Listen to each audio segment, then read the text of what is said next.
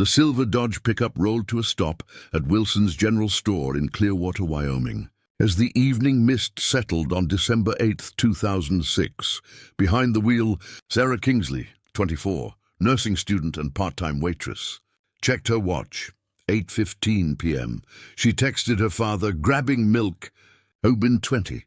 Store cameras captured her long auburn hair disappearing through the glass doors. At 8:32 p.m., a security camera at the edge of town recorded her truck heading toward Pinewood Road, with a dark SUV following close behind. Tom Kingsley stood at his cabin window, watching snowflakes drift through the porch light's glow. He called his daughter repeatedly, only to hear her cheerful voicemail greeting answer back.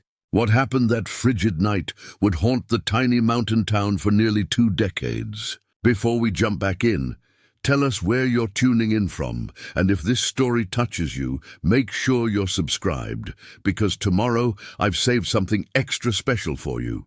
On December 8, 2006, Clearwater, Wyoming was gripped by winter's first heavy snowfall. The temperature had dropped to 15 degrees, turning the mountain roads treacherous.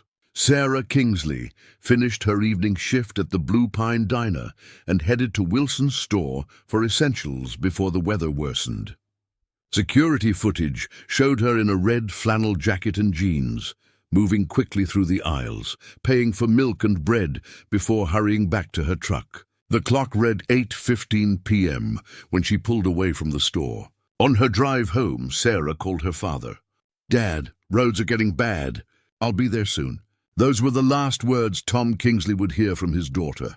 In his rustic cabin, Tom placed Sarah's dinner in the oven to keep warm while he paced by the window, watching the snow pile higher on the driveway. 20 minutes stretched into an hour.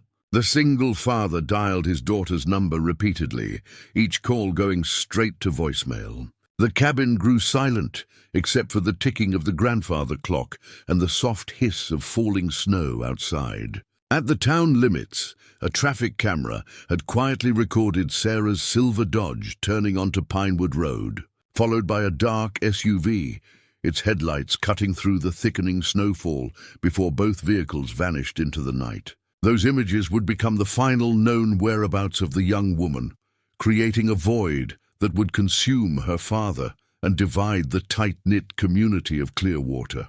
That same void transformed into raw fear when morning came and Sarah's truck was nowhere to be seen. Tom, his face pale from a sleepless night, called Sheriff Mike Brennan at dawn. The aging lawman had known the Kingsley family for decades, had watched Sarah grow up. Within an hour, the sheriff's department mobilized search parties.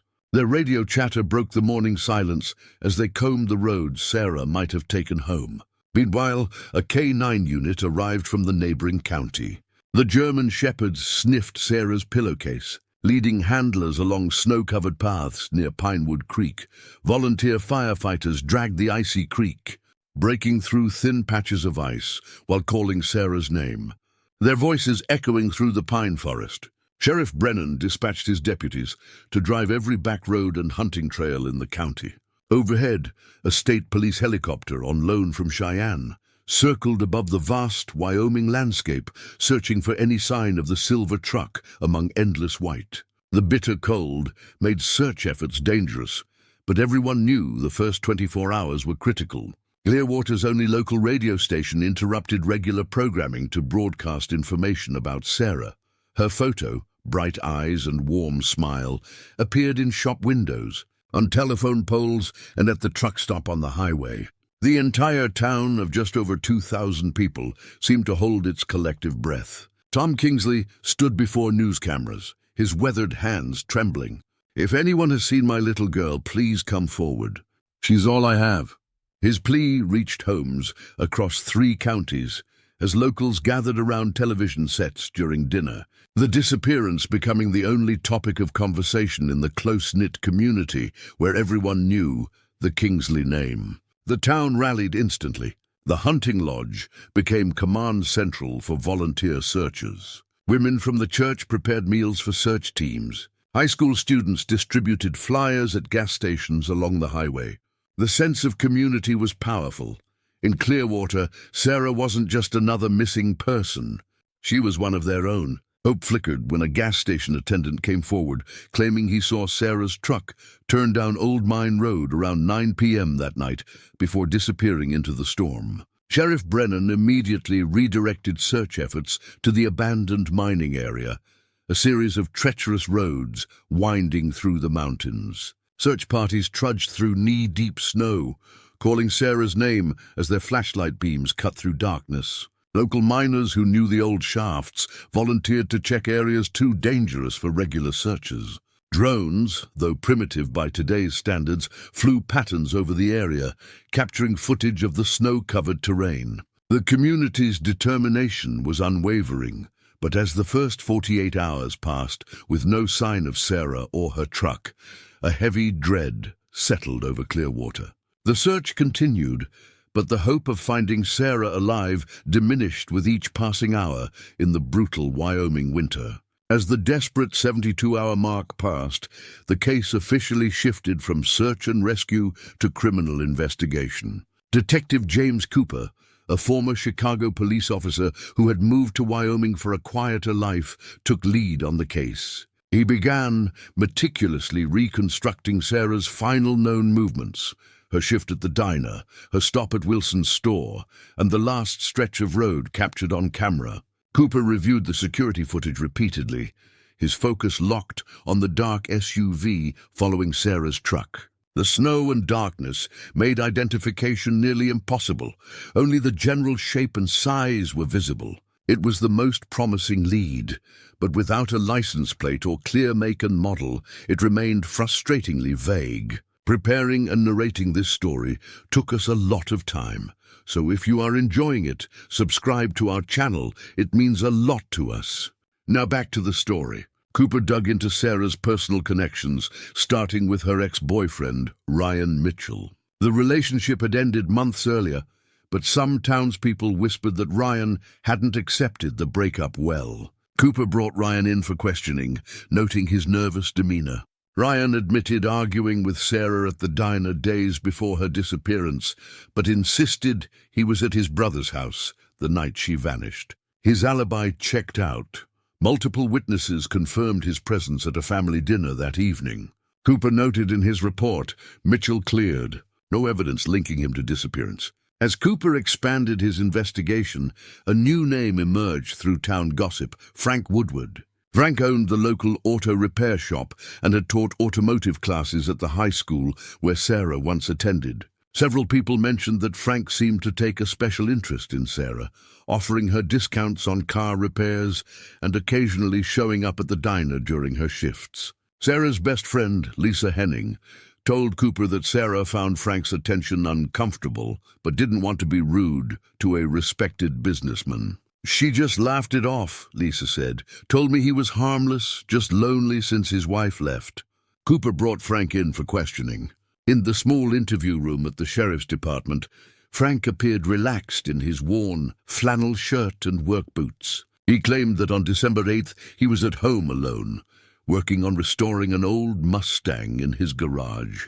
When asked about his interest in Sarah, he shrugged it off as being neighborly to a young woman he'd known since she was a child. His alibi was thin: no witnesses, no receipts, no phone calls to verify his whereabouts. Just his word that he was home alone all evening. Cooper noted the weakness of the alibi, but without physical evidence or witnesses placing Frank near Sarah that night, there was little to go on. Cooper wrote in his file, "Woodward shows interest in victim. Alibi unconfirmed, but no evidence to warrant further action at this time." With public pressure mounting for answers, the investigation continued to follow multiple leads, and Frank Woodward remained just one of several persons of interest. Soon the case stalled completely. No silver truck, no body, no signs of struggle anywhere in the county.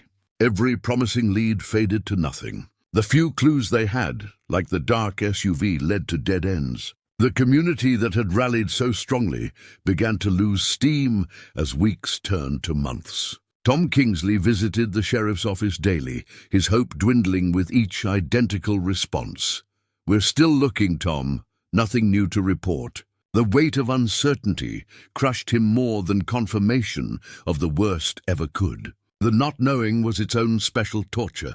By mid-2007, the investigation had exhausted all leads. Detective Cooper's case file had swollen with hundreds of interviews, tips and reports, but they formed a circle of dead ends and unanswered questions. Sheriff Brennan reluctantly told the press that they had no new information to share.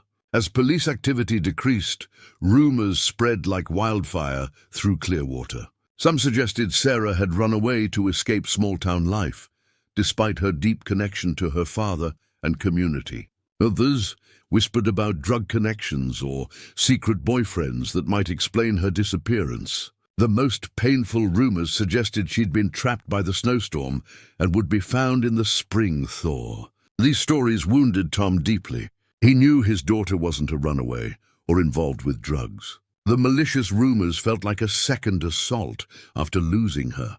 He became a hollow version of himself, aging years in mere months. Local teenagers began to avoid Pinewood Road at night, claiming it was haunted by Sarah's spirit. The diner where she worked kept her photo behind the counter, but new waitresses didn't know her story. Slowly, Sarah Kingsley was becoming a local legend rather than a real person who had vanished.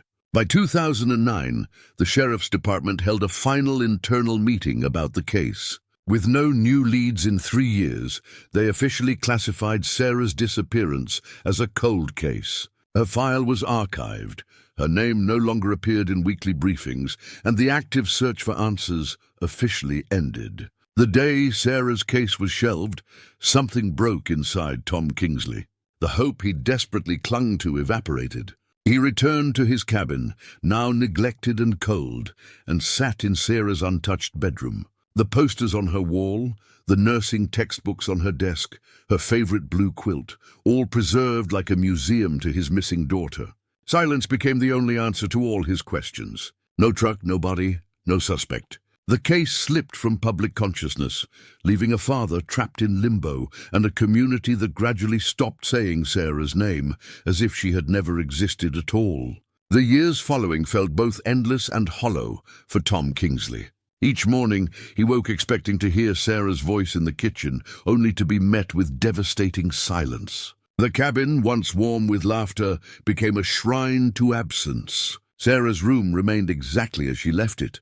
Nursing textbooks stacked neatly beside her bed, the acceptance letter from Wyoming State's nursing program pinned to her bulletin board.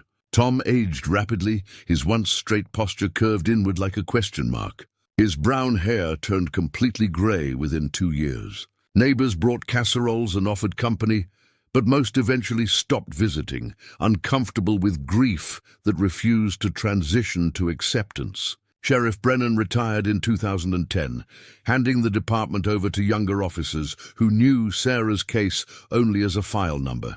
Detective Cooper stayed on, occasionally reviewing the case in quiet moments, but with no new evidence, even his dedication couldn't move the investigation forward.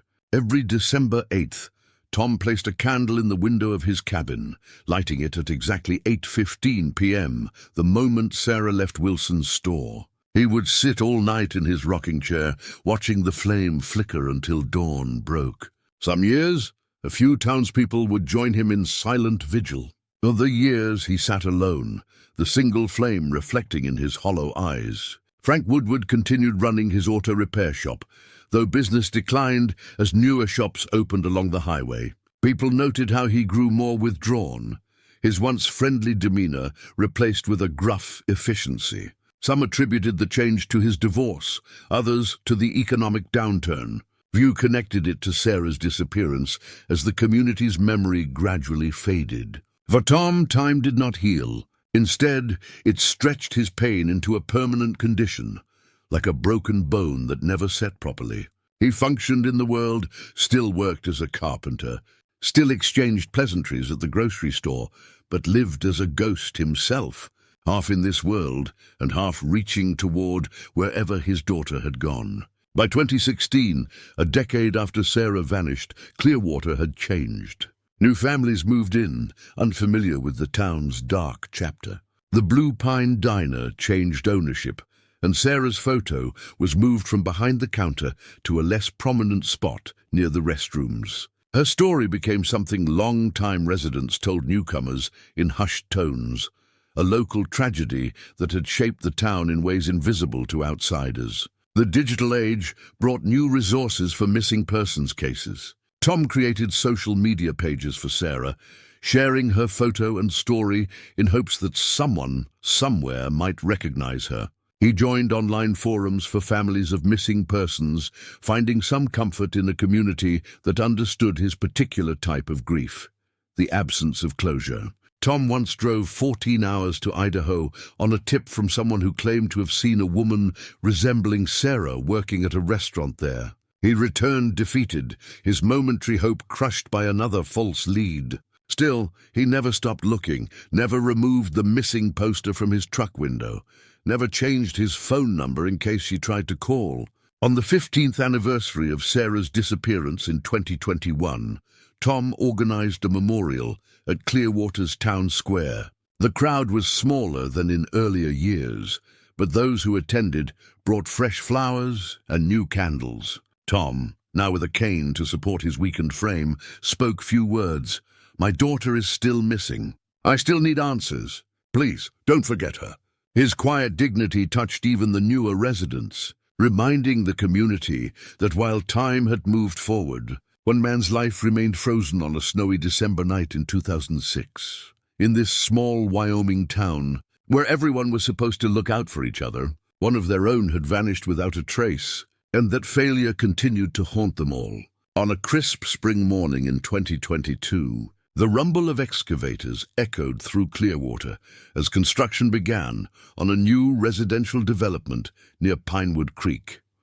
The area, untouched for decades due to zoning disputes, was finally being transformed into Creekside Estates, an upscale community promising to revitalize the small town's economy. Wade Thompson, a 52-year-old excavator operator, had been clearing land for 3 days when his machine struck something metallic beneath the thawing soil. At first, he assumed it was old mining equipment, not uncommon in this part of Wyoming. But as the excavator's teeth pulled back more earth, the distinctive shape of a vehicle roof emerged from the mud. "I shut down the machine immediately," Wade would later tell reporters. Something didn't feel right. The way it was buried, deliberate-like, not like it had just sunk in over time. Site manager Patricia Calloway called the sheriff's department. Within 30 minutes, newly elected Sheriff Lucas Harding arrived with 2 deputies. Yellow tape soon cordoned off the area as workers gathered at a distance, watching officers carefully remove dirt from around what was now clearly visible as a silver pickup truck. By mid-afternoon, the vehicle was fully exposed, a 2005 Dodge Ram, its silver paint dulled by years underground, windows shattered, the cab partially crushed from the weight of soil. The license plate, caked in mud but still legible when cleaned, confirmed what many had already suspected. This was Sarah Kingsley's truck, missing for 16 years. Sheriff Harding, only 35 and new to his position, had been just a rookie deputy when Sarah disappeared. He immediately called Detective Cooper, now retired but still living in town. As Cooper arrived at the scene, his weathered face revealed a mix of vindication and sorrow. "I knew we'd find her someday," he said quietly. "Just didn't think it would take this long." Forensic technicians from the State Crime Lab in Cheyenne worked methodically, treating the entire area as a crime scene. The truck was carefully extracted and transported to a secure facility for processing. Inside the cab, they found Sarah's purse, her wallet with ID still intact, and her cell phone, its battery long dead. The keys remained in the ignition. Most significantly, they discovered something else. A man's watch caught between the driver's seat and center console. The timepiece, an expensive model with distinctive engravings, didn't belong to Sarah. It would become the first new clue in a case that had been dormant for over a decade. Sheriff Harding faced his first press conference with composed determination. "Today, we've recovered Sarah Kingsley's vehicle from a construction site off Pinewood Road. This is now officially a homicide investigation. We have new evidence and will not rest until we find out what happened to Sarah." His words aired on every local station and spread rapidly across social media. Clearwater residents who had lived with the mystery for 16 years gathered in small groups outside diners and shops, their conversations hushed but intense. If her truck was buried there deliberately, who did it? And why that location? The questions hung in the air, unanswered, but finally being asked again with renewed urgency. The most difficult task fell to Sheriff Harding, informing Tom Kingsley. The sheriff drove to the cabin, now weathered and in need of repair, where Tom still lived alone. At 72, Tom had become a frail shadow of his former self, his life defined by a single unsolved tragedy. When Harding explained they had found Sarah's truck, Tom gripped the porch railing for support, his knuckles white. "And my daughter?" he asked, his voice barely audible. The sheriff could only shake his... evident in every line on his face. "At least it's something," he whispered. "At least now they'll look again." The discovery electrified the town. Residents who had stopped speaking Sarah's name years ago now couldn't talk about anything else. At the Morning Brew Cafe, longtime owner Martha Jenkins observed, "It's like time folded back on itself. Suddenly it's 2006 again, and everyone remembers exactly where they were when Sarah went missing." The Wyoming Division of Criminal Investigation sent additional resources to assist the local department. The buried truck created a tangible link to the past that couldn't be ignored. Sheriff Harding established a dedicated task force, converting a conference room at the department into command central for the reopened case. Detective Cooper, though retired, volunteered his expertise. "I never stopped thinking about this case," he told the new investigators. "There were loose ends we couldn't tie up back then, but maybe now we can."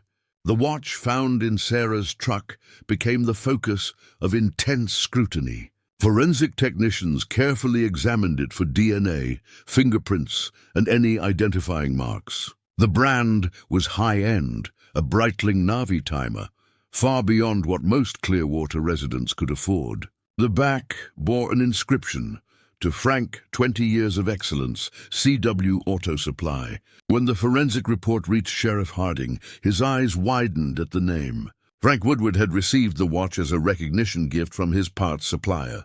The same Frank Woodward, who had shown unusual interest in Sarah before her disappearance. The same man whose alibi had never been properly verified. Meanwhile, state crime lab technicians processed the truck meticulously.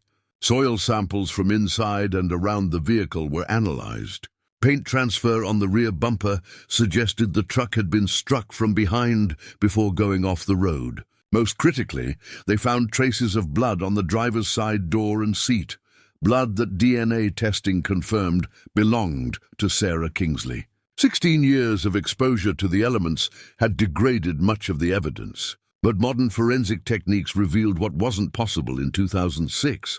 The truck hadn't simply disappeared in a snowstorm. It had been deliberately run off the road, buried, and its driver had been injured, possibly fatally. Sheriff Harding called an emergency meeting with his task force. "We have DNA evidence confirming Sarah's blood in the vehicle," he announced, laying out photographs on the table. "And we have a watch belonging to Frank Woodward found where it had no business being, in Sarah's truck." The team divided responsibilities. Some would re-interview witnesses from 2006, others would investigate Frank's background more thoroughly, and a specialized team would continue processing evidence from the truck. 16 years is a long time, Harding acknowledged, but killers get comfortable. They make mistakes, and sometimes they leave watches in places they shouldn't be. In his modest home on Cedar Street, Frank Woodward watched the news reports about Sarah's truck with an expression impossible to read. Now in his early 60s, his repair shop had downsized to a small garage behind his house. His hands still bore the permanent stains of motor oil, but his business had dwindled as newer shops opened along the highway. Unknown to Frank, surveillance cameras had been discreetly installed with views of his property. Officers noted his seemingly normal routine, working on cars during the day, occasionally visiting the grocery store or hardware shop, attending church on Sundays. Nothing outwardly suspicious, just the quiet life of a man who had never remarried after his divorce. But as investigators dug deeper into Frank's past, troubling patterns emerged. His ex-wife, now living in Colorado, described controlling behavior during their marriage. He always needed to know where I was, who I was with. When I started working at the library, he'd show up unexpectedly to check on me. It felt suffocating. More concerning were statements from former female students from his high school automotive classes. Several described uncomfortable attention, offers of private tutoring, and comments about their appearance disguised as casual remarks. None had reported him officially, but the pattern was clear. Frank had a history of fixating on young women in his orbit. Sheriff Harding personally interviewed Lisa Henning, Sarah's former best friend, who had moved back to Clearwater after divorcing. Her recollection was sharper than in 2006. Sarah was definitely uncomfortable around Frank. He'd always find reasons to touch her arm or shoulder when talking about car problems. Once she found a note on her windshield with mechanical advice she hadn't asked for. She knew it was from him. The most damning new evidence came from Frank's former employee, Jacob Miller. In 2006, Jacob had confirmed Frank's alibi about working alone in his garage the night Sarah disappeared. Now, with Frank no longer his employer and 16 years of guilt weighing on him, Jacob admitted the truth. "Frank called me the morning after Sarah went missing," Jacob confessed in a recorded statement. "He said if anyone asked, I should say he was working on his Mustang all night. I didn't think much of it then, just doing a favor for my boss. When I heard Sarah was missing, I convinced myself it was just coincidence. I've regretted lying every day since." With Jacob's statement, Frank's alibi collapsed completely. Combined with the watch found in Sarah's truck and the pattern of inappropriate interest in young women, the evidence painted a disturbing picture. Sheriff Harding presented his findings to the district attorney, who agreed they had enough for an arrest warrant. On a quiet Tuesday morning, Sheriff Harding and 4 deputies surrounded Frank Woodward's home. Frank was in his garage, bent over an engine block when officers entered with weapons drawn. "Frank Woodward, you're under arrest for the murder of Sarah Kingsley," Harding announced, his voice echoing in the cluttered space. Frank straightened slowly, wiping his hands on a rag, as if he'd been expecting this moment for years. Without resistance, he placed his hands behind his back for the handcuffs. His only words, "Took you long enough." The arrest sent shockwaves through Clearwater. Frank Woodward, a fixture in the community for over 40 years, led away in handcuffs, accused of murdering a young woman who had trusted him to repair her truck. Neighbors stood in shocked silence as police vehicles pulled away from his house, their lights flashing silently in the morning sun. At the Blue Pine Diner, where Sarah had once worked, patrons fell silent as the news broke on the television above the counter. Martha, the owner, covered her mouth in disbelief. "He ate breakfast here every Thursday for 30 years, she whispered. "Sat right there at the counter, ordered the same thing every time. How could we not have known?" The community's reaction was complex. Shock mingled with guilt that they had lived alongside Sarah's killer for 16 years, exchanging pleasantries and entrusting him with their vehicles. Some recalled warning signs they'd dismissed. Frank's unusual interest in young women, his controlled demeanor that occasionally slipped to reveal flashes of anger. For Tom Kingsley, the arrest brought a storm of emotions. He watched from his porch as Sheriff Harding personally delivered the news. "We got him, Tom," the sheriff said simply. "The man who took Sarah from you, we have him in custody." Tom nodded slowly, tears streaming down his weathered face. "But where is my daughter?" he asked, his voice breaking. Where did he put her? It was the question that still haunted him, the final piece of the puzzle still missing after all these years. Frank Woodward was held without bail at the county detention center. His first court appearance drew a crowd that filled the small courtroom and spilled into the hallway. Many came just to see his face, to try to reconcile the trusted mechanic they'd known with the monster now revealed. As cameras flashed, Frank's expression remained impassive. When asked how he pleaded to the charge of first-degree murder, he responded in a clear, steady voice, "Not guilty." A collective gasp filled the room, followed by angry murmurs from those gathered. Tom Kingsley, seated in the front row, stared unblinking at the man accused of killing his daughter. The prosecution, led by District Attorney Margaret Chen, presented the initial evidence, the watch found in Sarah's truck, the falsified alibi, the blood evidence, and the deliberate burial of the vehicle. This wasn't an accident, Chen stated firmly. This was a calculated act by a man who then spent 16 years pretending to be a respected member of this community.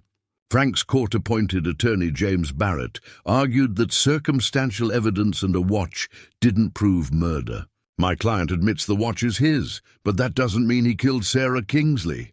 He did automotive work on her truck regularly. His watch could have fallen out of his pocket during a repair. Outside the courthouse, public opinion had already convicted Frank. Decades of respect evaporated overnight, replaced by hatred and disgust. The sign outside his repair shop was vandalized, windows broken. Sheriff Harding had to post deputies to prevent further destruction of property that might compromise potential evidence. As news of the case spread beyond Clearwater, true crime podcasters and documentary filmmakers descended on the small town. Local residents, once reluctant to discuss Sarah's disappearance, now shared every head. There was no body in or near the vehicle. Tom nodded slowly. Decades of grief interaction they'd ever had with Frank, each story reinterpreted through the lens of his alleged crime. Behind the scenes, the investigation continued with renewed intensity. Forensic teams searched Frank's property with ground-penetrating radar, looking for any sign of Sarah's remains. They excavated his garage floor, examined abandoned wells on the property, and searched remote areas where Frank was known to hunt.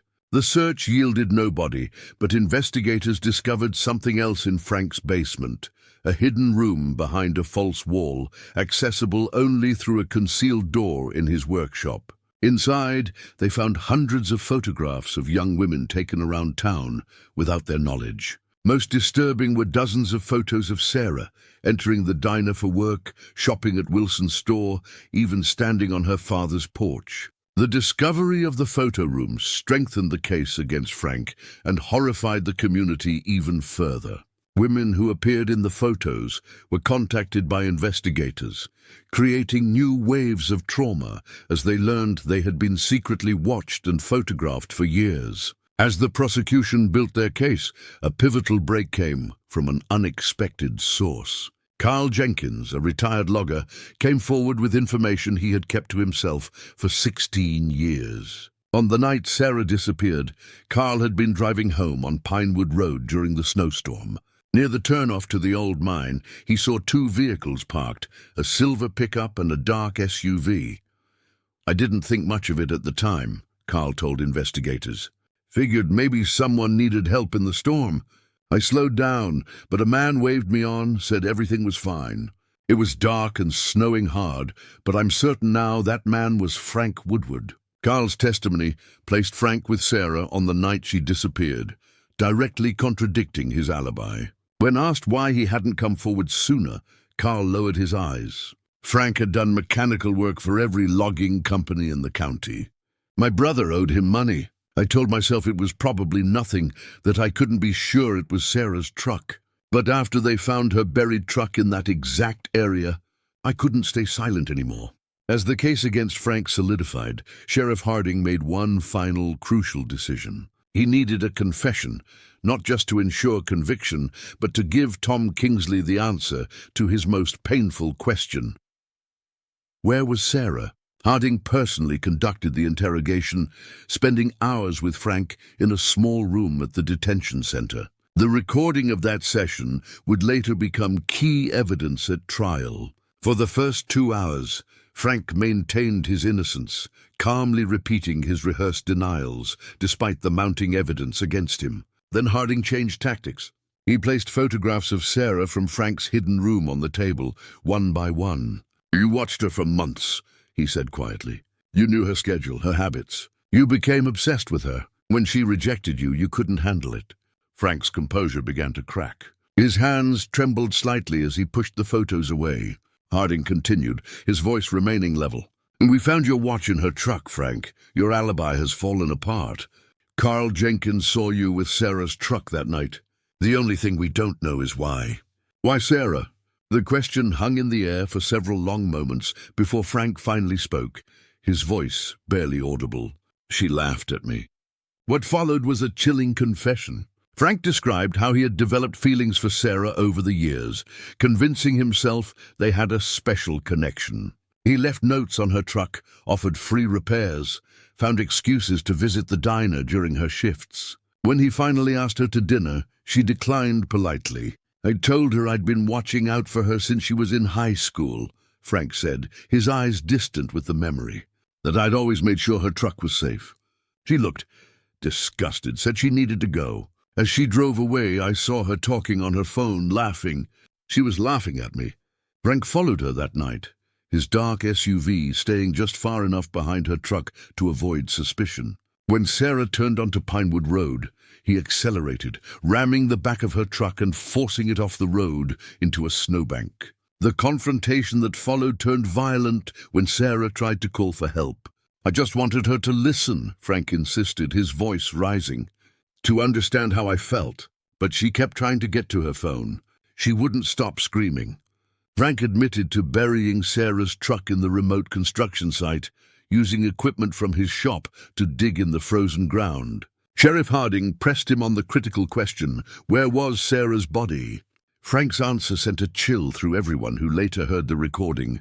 The old mine shaft, the one that collapsed in '98, it goes down hundreds of feet. His voice became eerily calm again. No one was ever going to find her there.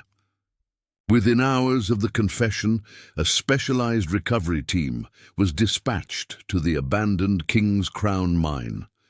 The entrance had been sealed after a collapse decades earlier, but ground-penetrating equipment confirmed a body at the bottom of the main shaft, approximately 200 feet down. The recovery operation took 3 days. Specialized equipment and mining experts were brought in from neighboring states. The entire town seemed to hold its breath as work continued around the clock.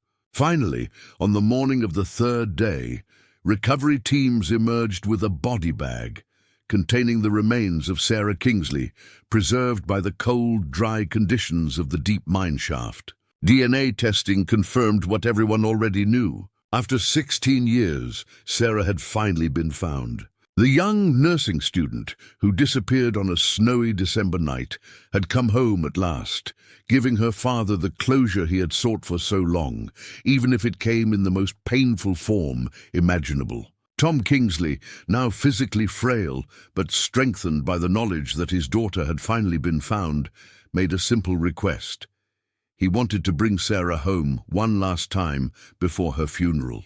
Sheriff Harding personally escorted the remains to Tom's cabin. As the black vehicle carrying Sarah's body turned into the driveway of the cabin she had never reached that night in 2006, neighbors lined the road in silent tribute. Many held candles despite the daylight, a reference to the vigil Tom had maintained for 16 years. The entire town seemed to exhale collectively, a long-held breath finally released in a mixture of grief and relief.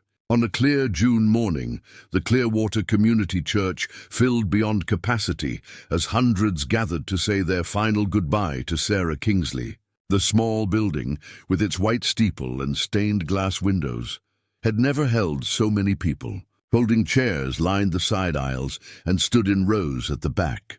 Those who couldn't fit inside gathered on the lawn, listening through speakers hastily set up the night before. Sarah's simple wooden casket, adorned with wildflowers from the mountains she had loved, rested at the front of the church. Beside it stood an easel with her senior portrait, the same image that had appeared on missing person posters for 16 years. Her bright smile and hopeful eyes seemed to gaze out at the community that had searched for her, mourned her, and finally brought her home. Tom Kingsley sat in the front pew, his thin frame nearly swallowed by the dark suit that hung loose on his shoulders. Despite his frailty, he sat straight-backed, dignified in his grief. Sheriff Harding sat beside him, a silent support to the man who had lived in suspended animation since that snowy December night. Pastor Mitchell, who had presided over the prayer vigils year after year, now led the funeral service. His voice wavered as he spoke of Sarah's kindness, her dedication to becoming a nurse, and the light she had brought to all who knew her. For 16 years, we have carried Sarah in our hearts while searching for her. Today, we release her from the darkness where she was hidden and return her to the light. Members of the community came forward one by one to share memories. Sarah helping an elderly customer at the diner, volunteering at the elementary school's reading program, dreaming aloud about opening a clinic to serve rural families after finishing nursing school. Each recollection painted a fuller picture of the young woman whose life had been cut short, reinforcing the magnitude of what had been stolen from her and from the town. Lisa Henning, Sarah's best friend, placed a single white rose on the casket. "I've had 16 years to think about what I would say if this day ever came," she said, tears streaming down her face. "But words still fail me. Sarah should have had a full life, finishing nursing school, helping patients, maybe having a family of her own. Instead, we're here because one man couldn't accept rejection, couldn't see her as a human being with her own choices and dreams." Her words hung in the air, the unspoken name of Frank Woodward hovering like a dark cloud over the gathering. No one mentioned him directly, but his presence was felt in the shared knowledge of how Sarah had died and who had taken her from them. When it was time for Tom to speak, Sheriff Harding helped him to the pulpit. The elderly man gripped the wooden stand for support, looking out at the sea of faces that had come to honor his daughter. For a long moment he said nothing, his grief too vast for words. Then in a voice steady despite its weakness, he began, "My Sarah loved this town. She believed in the goodness of people. Even after she's gone, I still believe that too, for every person who means harm. There are hundreds who will help you search in a snowstorm, who will keep a candle burning for 16 years, who will never stop looking for the truth." He looked down at his hands, weathered from years of carpentry and grief, before continuing. "I spent years angry at God, at the police, at myself for not protecting her. But today, I choose to remember the light Sarah brought to this world, not the darkness that took her from it." As the pallbearers carried Sarah's casket from the church to the cemetery on the hill overlooking town, the procession stretched for nearly a mile, vehicles with headlights on despite the bright day, a community united in their final act of bringing Sarah home. At the graveside, as Sarah was laid to rest beside her mother, who had died when she was just a child, Tom placed a white nursing cap on the casket, a symbol of the dream his daughter never got to fulfill. The gesture, so simple yet profoundly touching, brought fresh tears to those gathered around the grave. When the service ended and the crowd began to disperse, many approached Tom with embraces and whispered condolences. They had been neighbors, customers at the diner where Sarah worked, recipients of her kindness in large and small ways. Now they formed a circle of support around her father, a community determined not to let him face the days ahead alone. As the last mourners left the cemetery, Sheriff Harding remained beside Tom, who stood motionless at his daughter's grave. "It's time to go, Tom," the sheriff said gently. "There's nothing more we can do here." Tom nodded, allowing himself to be guided away. But at the cemetery gate he stopped and looked back. All these years, not knowing where she was, that was the hardest part. Now at least I know where to find her. The funeral marked a turning point for Clearwater. After 16 years of uncertainty, the community could finally grieve properly. The mysterious disappearance that had haunted the town now had answers, painful as they were. Sarah was no longer missing. She was at rest in the cemetery on the hill, her story complete, though tragically shortened. But while Sarah's journey had ended, another chapter was just beginning, the trial of Frank Woodward for her murder. In the weeks following the funeral, the small county courthouse became the center of attention as prosecutors prepared their case against the man who had lived among them as a trusted neighbor while hiding a terrible secret. District Attorney Margaret Chen assembled a formidable case. The physical evidence was compelling. Frank's watch in Sarah's truck, DNA from the crime scene, the photographs found in his hidden room. But most damning was Frank's own confession, recorded during his interrogation with Sheriff Harding. On the opening day of the trial, security was heightened around the courthouse. News vans lined the street, and reporters from across the country crowded the steps. This case had captured national attention. The small-town mechanic who had allegedly murdered a young woman and lived freely in the community for 16 years, while her father searched endlessly for answers. Inside the courtroom, Frank Woodward sat beside his attorney, his expression unchanged from the day of his arrest, impassive, almost bored.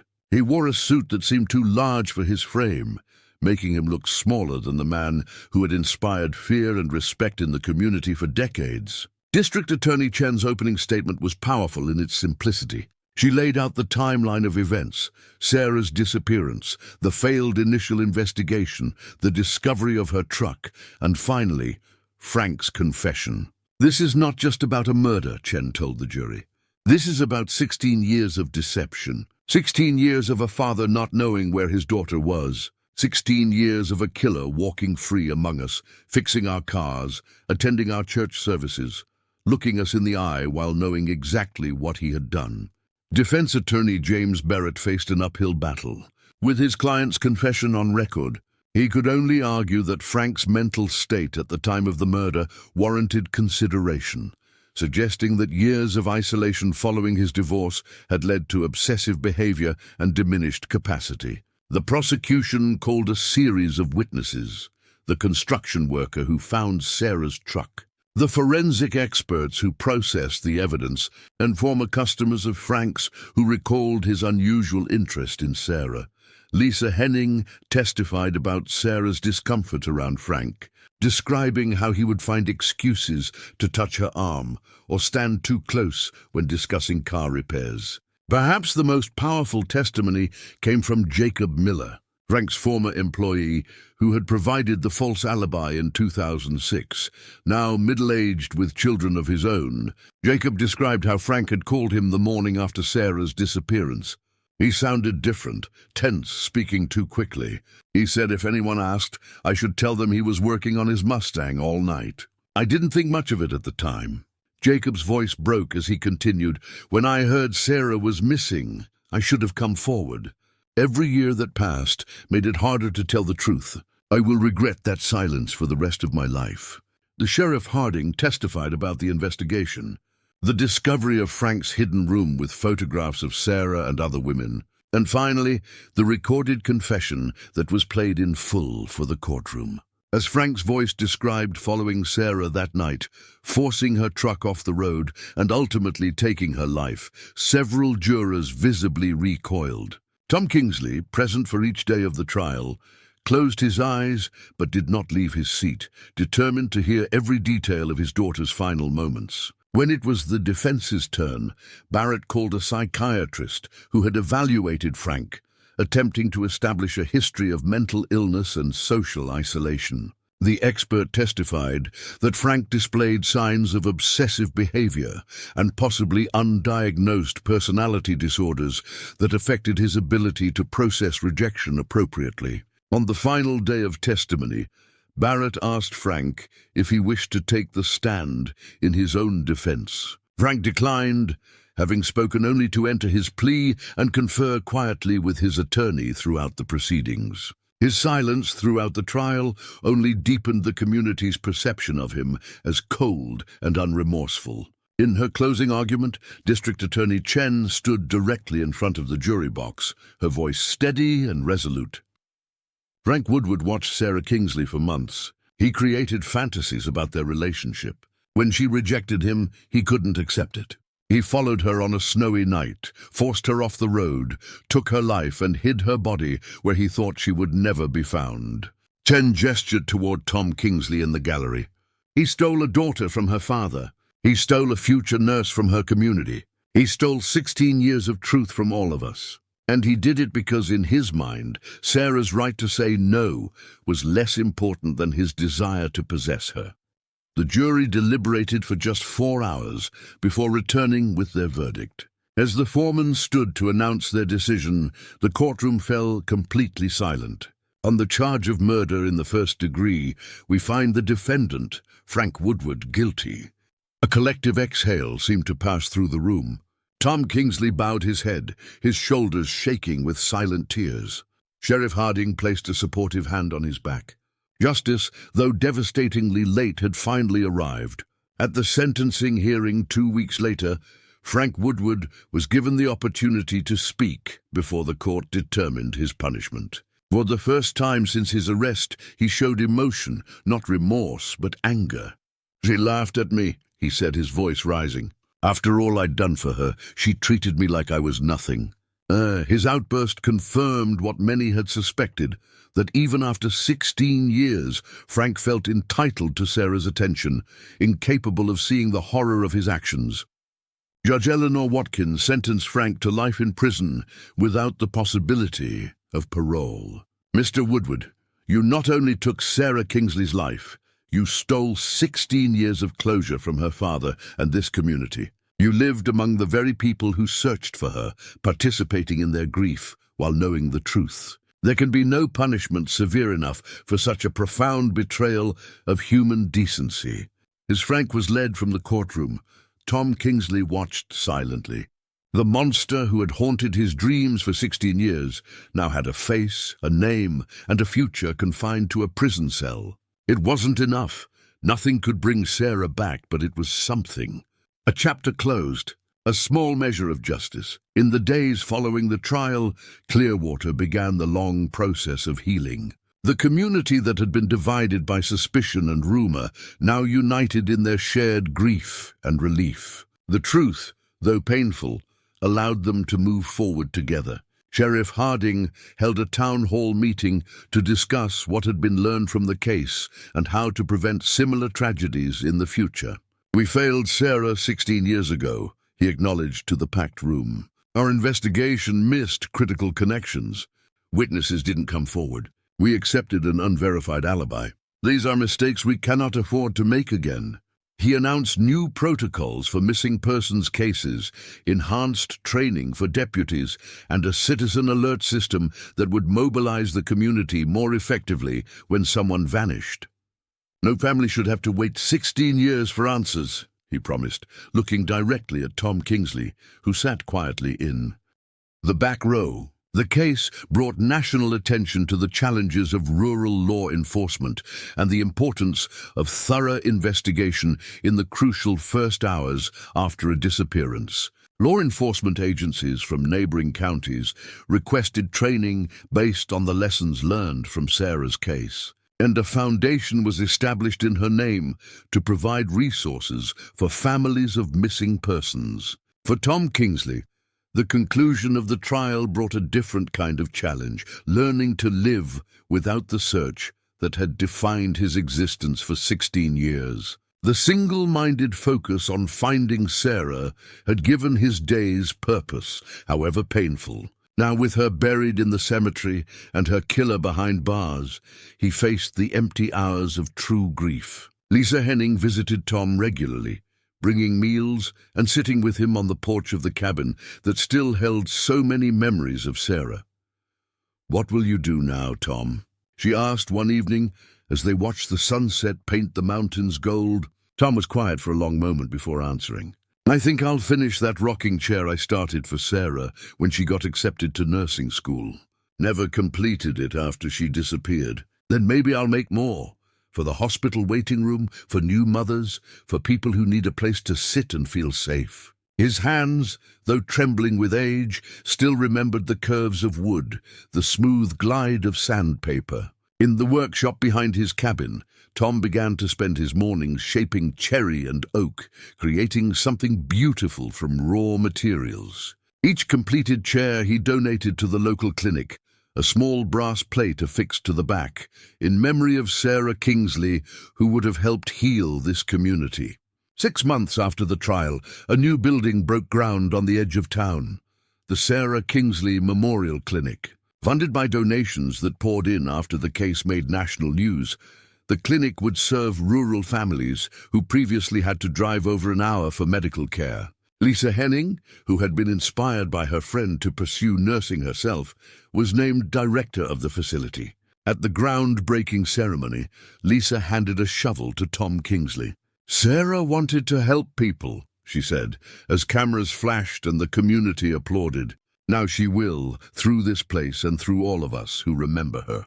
Tom pushed the shovel into the earth, his thin arms strengthened by purpose. My daughter would have done so much good in this world, he told the gathered crowd. This clinic will do that good in her name.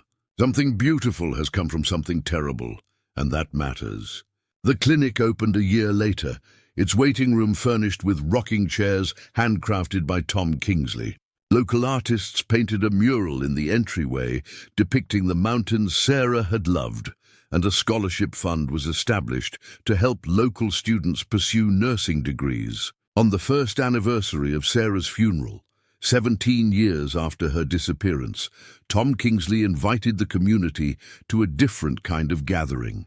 Not a vigil of uncertainty, but a celebration of Sarah's life and legacy. The town square filled with people holding candles, not in desperate hope of finding a missing woman, but in honor of a life that continued to impact their community. Sheriff Harding stood beside Tom, both men changed by the years and the case that had connected them. When I was a rookie deputy, I promised Tom we would find Sarah, Harding told the crowd.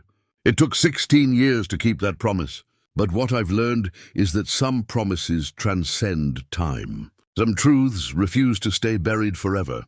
Tom, leaning on a cane carved from the same wood as his rocking chairs, looked out at the sea of candlelight. For years, I lit a single candle in my window, a lonely flame in the darkness. Look how it's multiplied, he said, gesturing to the hundreds of lights around him. That's what love does. It multiplies. It outlasts tragedy. It finds ways to shine, even when we think all light has gone out. The case that had haunted Clearwater for nearly 2 decades had transformed the town in unexpected ways. The trauma remained. Residents still looked over their shoulders, still checked on elderly neighbors more frequently, still felt the shiver of remembering that evil had lived among them undetected. But alongside the wariness came new strength.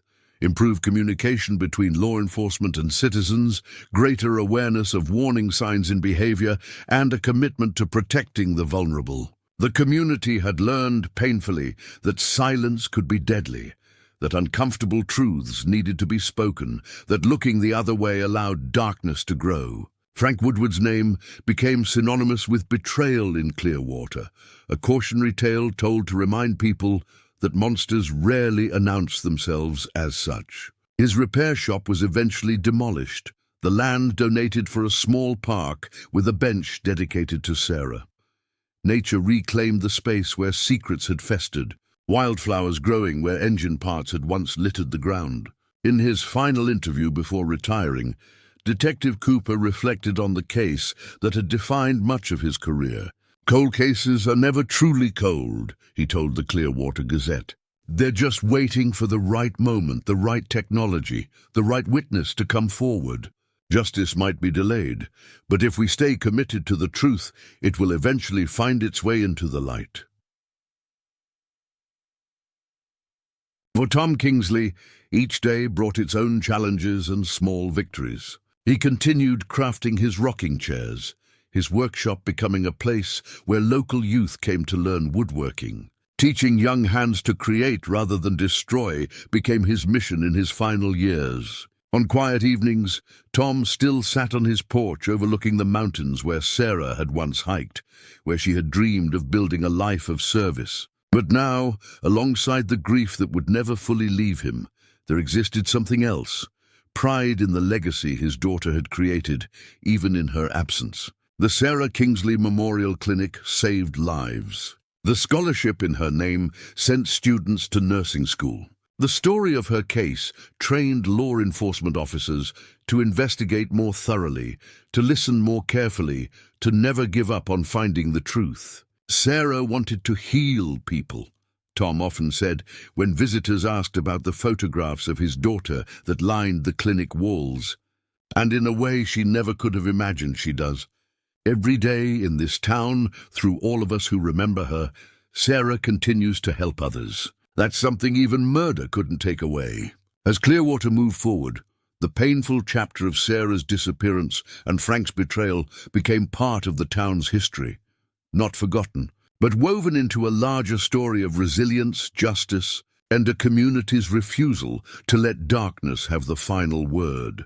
The mystery that had haunted Wyoming for 16 years had been solved, the small town's dark secret exposed to light. But more importantly, in its place grew something unexpected, healing, purpose, and a legacy of compassion that would outlast all who had known Sarah personally. In this way, her brief life created ripples that continued to spread, touching shores she herself would never see. In his workshop, surrounded by the sweet smell of freshly cut wood, Tom Kingsley ran his hand along the arm of a nearly completed rocking chair. Outside, snow began to fall. Not a threatening blizzard like the night Sarah disappeared, but gentle flakes drifting down in the winter sunlight. He looked up at the photograph of Sarah pinned above his workbench, her smile still bright, her future once limitless. "We found you, sweetheart," he whispered. "And now, in your name, we're finding ways to help others. That light you carried is still shining. It always will." 20 years had passed since the small town of Clearwater. Wyoming faced its darkest chapter. The Sarah Kingsley case had evolved from a mystery that divided the community to a cautionary tale that united it. The Sarah Kingsley Memorial Clinic now stood as the physical embodiment of how tragedy could transform into purpose, serving thousands of rural residents each year who previously had limited access to health care. On a bright September morning in 2026, Sheriff Lucas Harding sat in his office reviewing reports when his deputy knocked on the doorframe. "Sheriff, there's someone here to see you. Says it's important." The young woman who entered wore a crisp white lab coat with a name badge that read Dr. Rebecca Wilson. MD Rebecca was in her early 30s, with an earnest expression and dark hair pulled back in a practical ponytail. "Sheriff Harding, thank you for seeing me without an appointment. I'm the new physician at the Kingsley Clinic. The town..." She extended her hand, which Harding shook firmly. "What can I do for you, doctor?" Harding asked, gesturing to the chair across from his desk. Rebecca hesitated before speaking. "This may sound strange, but I've been researching Sarah's case since I accepted this position. Something has been bothering me about the medical evidence, and I wondered if I could review the autopsy report." Harding leaned back, studying the young doctor with interest. "The case has been closed for years.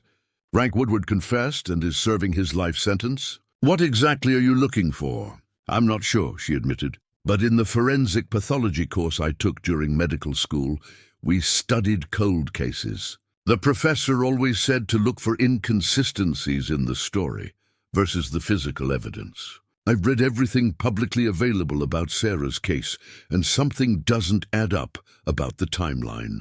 Curiosity piqued, Harding retrieved the case file from the archives. Over coffee in the conference room, they spread out the medical examiner's reports and photographs. Rebecca studied them with professional detachment, occasionally making notes. "Here," she said finally, pointing to a detail in the report. The medical examiner estimated Sarah's time of death between 9:30 and 11:00 p.m. based on body temperature and other factors. But according to Frank's confession, he didn't encounter Sarah until after 10 p.m., and the confrontation lasted at least 30 minutes before she died. Harding frowned. "That's cutting it close, but still within the window." "There's more," Rebecca continued. "The autopsy showed Sarah had eaten recently, partially digested food, consistent with a meal at the diner where she worked. Her shift ended at 7:30 that night, meaning she likely ate around 7 p.m. Based on digestion rates, that would push her time of death closer to 9:30 p.m., not after 10:30 as Frank claimed." Harding's frown deepened. "That's a discrepancy, sure, but eyewitnesses aren't always accurate about time, especially after 16 years. What about the weather conditions?" Rebecca pressed. "The report mentions the extreme cold would have slowed decomposition significantly. Did anyone account for that in the time of death calculation?" The question hung in the air as Harding flipped through the file. The medical examiner noted the cold conditions, but didn't specifically adjust the window. He looked up at Rebecca. "You think the timeline is wrong?" "I think it's possible," she said carefully. "And if the timeline is wrong, then maybe Frank's confession doesn't tell the whole story. Harding considered this. The case had been his greatest achievement as sheriff, solving a 16-year-old mystery and bringing closure to the Kingsley family and the town. Reopening any aspect of it would be controversial at best. At worst, it could reopen wounds that had finally begun to heal. What exactly are you suggesting, Doctor? That Frank Woodward is innocent? Because his DNA was on that handbag, and he confessed to the crime in detail. Rebecca shook her head. I'm not saying he's innocent. I'm saying there might be more to the story. What if he wasn't alone that night? What if someone else was involved? Harding gathered the papers, his expression troubled. I'll look into it, he said finally, quietly. But I need to be clear. This stays between us for now. The last thing this town needs is to have this wound reopened without solid evidence. Rebecca nodded, understanding the delicate balance between seeking truth and respecting a community's healing process. Thank you, Sheriff. That's all I'm asking. After she left, Harding sat alone with the file open before him. The photograph of Sarah's truck being excavated from the construction site stared back at him, a reminder of secrets long buried. Something about Rebecca's questions nagged at him. The case had wrapped up too neatly, perhaps. Frank's confession had provided all the answers they needed, and no one had looked deeper. The following morning, Harding visited the Wyoming State Prison, where Frank Woodward was serving his life sentence. The years of incarceration had aged Frank considerably, his once dark hair now completely gray, his face lined with the harsh realities of prison life. When Frank was led into the visitors' room, surprise registered briefly on his face before the now familiar mask of indifference returned. "Sheriff Harding," Frank acknowledged, sitting across the table. "Didn't expect to see you again." "Just following up on some details, Frank?" Harding said casually, studying the man's reaction. "Going through old case files, making sure everything's in order." Frank's eyes narrowed slightly. "The case is closed. I'm where I belong." "That night, December 8th, 2006, Harding began, watching Frank carefully. "You said you followed Sarah from Wilson's store around 8:30 p.m., confronted her on Pinewood Road just after 10 p.m. Frank's jaw tightened. "That's right. Just like I told you before. And you were alone. No one else was with you that night." A flicker of something, alarm, crossed Frank's face before disappearing. "I told you everything already. Why are you here?" Harding leaned forward. "Because the medical evidence suggests Sarah died closer to 9:30 p.m., not after 10 p.m. That's a problem with your story, Frank."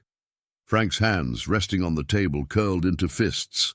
"People make mistakes about time. It was 16 years ago." "True," Harding conceded, "but you were very specific in your confession. Said you remembered checking your watch when you saw her truck leave Wilson's. Said you waited 20 minutes before following her. Those are precise details for someone confused about time." Frank remained silent, his gaze fixed on the table between them. "Was someone else there with you, Frank?" Harding pressed. "Someone you're protecting." Frank's head snapped up, his eyes cold. "We're done here, guard," he called, rising from his chair. Before being escorted away, he looked back at Harding. "Let it go, Sheriff. Some ghost should stay buried." Harding left the prison more troubled than before. Frank's reaction suggested he was hiding something, or someone.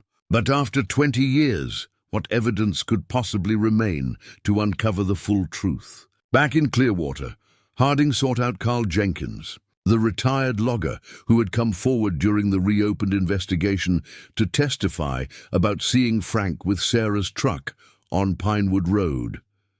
Carl, now in his 70s, welcomed the sheriff into his modest home, overlooking the creek that gave the town its name. "I've been expecting you," Carl said, pouring coffee for them both. "Ever since that young doctor started asking questions around town." Harding accepted the mug with a nod. "She came to you too?" "Last week. Asked me to go through that night again, minute by minute." Carl settled into his worn armchair with a sigh. "Made me think about things I hadn't considered in years." "Like what?"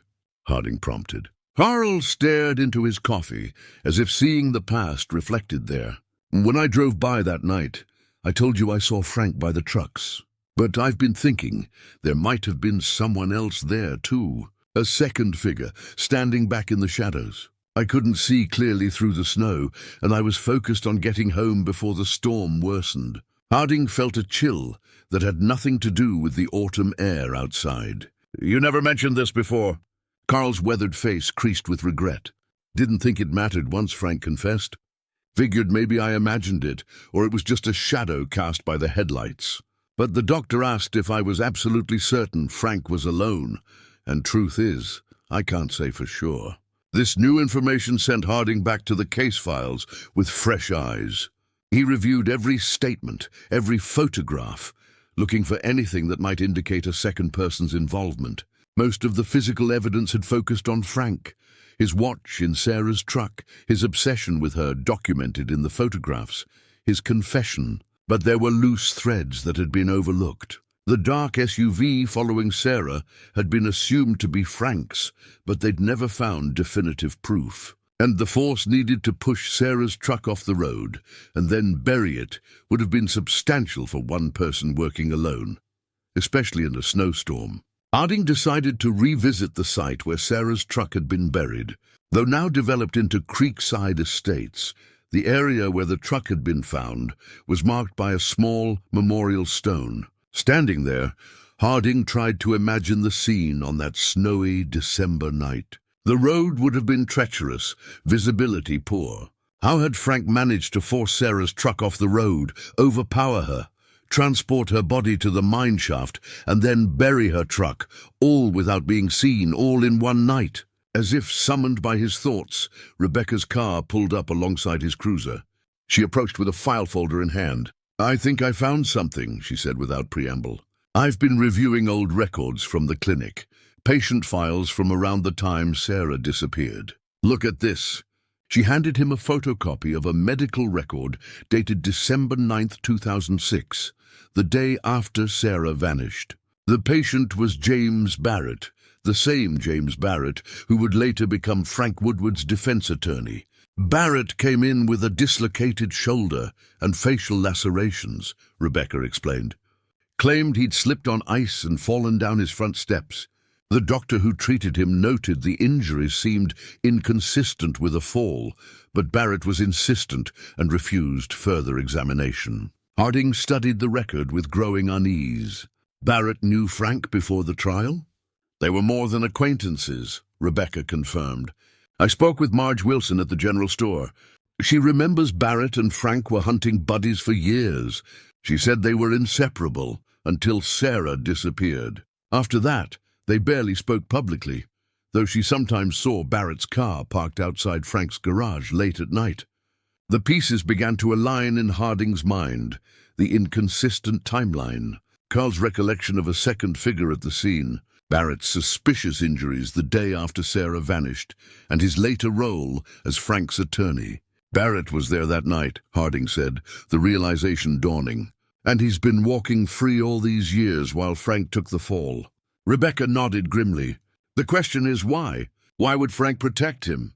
That question led Harding to the county records office, where he spent hours researching the history of both men. What he discovered sent a chill down his spine. James Barrett had been married to Frank's sister, Elaine, who died in a car accident in 2001. After her death, Barrett became like family to Frank, who had no other living relatives. More disturbing still, Barrett had a sealed juvenile record. Using his authority as sheriff, Harding obtained a court order to access it. The records revealed that at 17, Barrett had been arrested for assaulting a young woman who rejected his advances, a case that was later dismissed when the victim refused to testify. The pattern was clear now. Both men had histories of inappropriate behavior toward women who rejected them. But while Frank's obsession with Sarah was documented and obvious, Barrett had maintained a facade of respectability as a small-town attorney. Armed with this new information, Harding faced a difficult decision. Reopening the case could mean turning the town upside down again, forcing everyone to confront the possibility that justice had only been partially served. Yet leaving Barrett's involvement uninvestigated would mean allowing a potential murderer to continue living freely among them. The decision was made for him when Rebecca called the next morning, her voice tight with urgency. "Sheriff, James Barrett just scheduled an emergency appointment at the clinic. He's packing up his house, says he's moving to Arizona for his health. He's leaving tomorrow." Harding moved quickly, obtaining a search warrant for Barrett's home based on the accumulated evidence. As he and his deputies approached the stately Victorian house on Maple Street, they could see Barrett loading boxes into his car. Barrett froze at the sight of the police vehicles, then bolted for his front door. The chase was brief. At 68, Barrett was no match for even the oldest deputy on the force. Within minutes, he was handcuffed and seated in his own living room as officers began their search. In the basement, behind a false wall similar to the one in Frank's house, they found what they were looking for: a hidden room containing photographs of Sarah Kingsley, along with several other young women from the area. More damning still was a journal detailing Barrett's obsession with Sarah, including entries from December 2006 that Harding read with growing horror. "She laughed at us," one entry read. "Frank was too soft, wouldn't have gone through with it. I had to take control." The look in her eyes when she realized what was happening. "She finally took me seriously." No more laughing then. Barrett's confession, when it finally came, was chilling in its calculation. He had encouraged Frank's obsession with Sarah, knowing it would provide cover for his own. When Sarah rejected Frank, Barrett suggested they teach her a lesson, though he claimed he never intended for her to die. According to Barrett, he was the one who forced Sarah's truck off the road, while Frank followed in his SUV. The confrontation escalated when Sarah recognized Barrett and threatened to report both men. In the struggle that followed, Barrett pushed her, causing her to hit her head on a rock. Frank panicked, but Barrett took charge, suggesting they hide her body in the abandoned mine shaft and bury her truck. "Frank was broken after that night," Barrett explained, his voice devoid of emotion. "He couldn't live with what happened.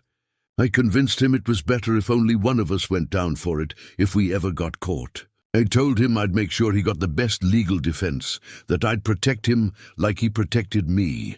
The calculated manipulation stunned even Harding, who had thought nothing about this case could surprise him anymore. Barrett had used Frank's guilt and loyalty to ensure his own freedom, while positioning himself as Frank's defender. It was a betrayal of staggering proportions. Within hours, news of Barrett's arrest spread through Clearwater like wildfire. The community that had finally begun to heal was forced to confront yet another layer of deception that had existed in their midst for 20 years. For Tom Kingsley, now in his 80s and living in a small apartment near the clinic that bore his daughter's name, the revelation brought mixed emotions.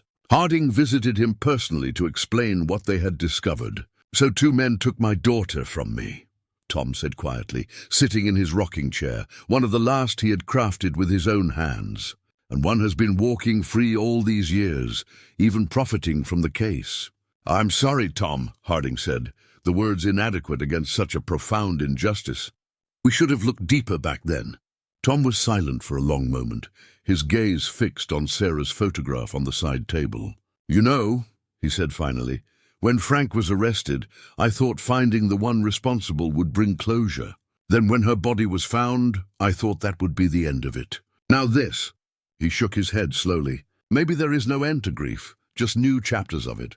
Despite his age, Tom insisted on attending Barrett's arraignment. He sat in the front row of the courtroom, supported by Lisa Henning and Sheriff Harding, as James Barrett was formally charged with the murder of Sarah Kingsley. The case against Barrett was strong: his own journal entries, the medical records from the day after Sarah's disappearance, and eventually a new statement from Frank Woodward, who finally revealed the full truth when confronted with evidence of Barrett's arrest. For the second time, Clearwater found itself at the center of media attention as the case unfolded. The story of how a respected attorney had manipulated his friend into taking sole blame for a crime they committed together captured national interest. Legal experts debated whether Frank's sentence might be reduced given the new evidence. while the community grappled with the knowledge that they had trusted and respected a man capable of such calculated cruelty. In the midst of this renewed turmoil, an unexpected development brought a different kind of healing to the town. A former nursing student who had received the first Sarah Kingsley Memorial Scholarship returned to Clearwater to join the clinic staff. The young woman, Maya Kingsley, was Sarah's cousin from her mother's side, who had been inspired by Sarah's story to pursue the dream her cousin never had the chance to fulfill. Maya's arrival represented something the town desperately needed, a connection to Sarah that wasn't defined by tragedy, but by continued purpose. She embodied the legacy that had emerged from the darkness, a living reminder that even the deepest wounds could give rise to new hope. As James Barrett awaited trial, the town of Clearwater began yet another process of reconciliation and healing. The case had forced them to confront uncomfortable truths about trust, justice, and the masks people wear in small communities. But it had also demonstrated their resilience and commitment to uncovering the truth, no matter how long buried. For Rebecca Wilson, whose medical expertise and persistence had been instrumental in revealing Barrett's involvement, the case reinforced her belief in the importance of questioning accepted narratives. "Medicine teaches us to look beyond the obvious diagnosis," she explained to a group of high school students touring the clinic. "To consider all possibilities, even unlikely ones. The same principle applies to justice." Sheriff Harding, for his part, instituted new protocols for evidence preservation and case review, ensuring that future investigations would be more thorough and that cold cases would be periodically reassessed with fresh eyes. The lessons from the Sarah Kingsley case would shape law enforcement practices in Clearwater for generations to come. 6 months after Barrett's arrest, on a crisp spring morning, the community gathered once more at the Sarah Kingsley Memorial Clinic for a rededication ceremony. The original bronze plaque had been expanded to include new text acknowledging the full truth of Sarah's story and commemorating the persistence of those who refused to let justice remain incomplete. Tom Kingsley, frail but determined, stood with the support of a walker to address the crowd. His voice, though weakened by age, carried the weight of 20 years of grief and wisdom. "My daughter's life was taken by men who couldn't accept her right to make her own choices," he began. "For 20 years I believed we knew the whole truth. Now we know there was more to the story. Some might say this revelation has only brought more pain, reopened old wounds. But I believe differently." He paused, gathering strength before continuing. "The truth, however painful, is always better than comfortable lies. This town has shown remarkable courage in facing that truth, not once, but twice. Sarah would be proud of that courage. She was never afraid to stand up for what was right, even when it was difficult." Looking out at the gathered faces, some who had known Sarah, many who knew only her story, Tom offered a perspective that transcended his personal tragedy. 20 years ago, we lost a young woman with dreams of healing others. From that loss grew this clinic, which has helped thousands. From our grief came scholarships that have helped dozens of students become the nurses and doctors Sarah never had the chance to be.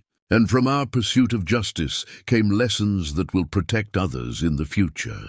His eyes, still sharp despite his years, scanned the crowd. "That doesn't erase the wrong that was done. Nothing can bring Sarah back or give her the life she deserved. But it means her story didn't end in that mine shaft. It continues through all of you, through every person who receives care in this building, through every student who carries her name into their healing work, through every truth that refuses to stay buried." As the ceremony concluded, many approached Tom to express their admiration for his strength and wisdom.